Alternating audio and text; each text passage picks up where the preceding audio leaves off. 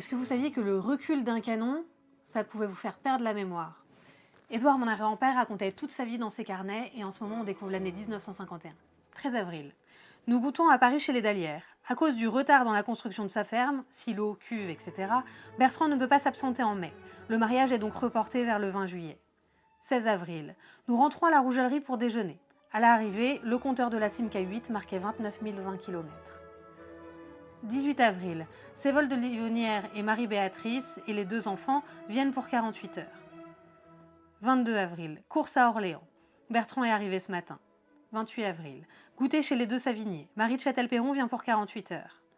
29 avril. Grande réunion catholique à Salbris. 3 mai. Nous allons au concours hippique d'Orléans. Bobby Santerre gagne le premier prix. 5 mai. Margot et moi nous partons pour Chassaint-Pierre. 10 mai. Nous rentrons à la Rougellerie. J'amène une chienne achetée à Boussé, Diane, épagnol breton, née le 15 avril 1950. 11 mai. Claude et Nicole arrivent ce matin venant de Paris. Monsieur de Bodina téléphone ce matin de l'hôpital de Vannes. Nous apprenons que François de Bodina a été blessé au camp de Quiberon par suite du recul anormal du canon de son char d'assaut.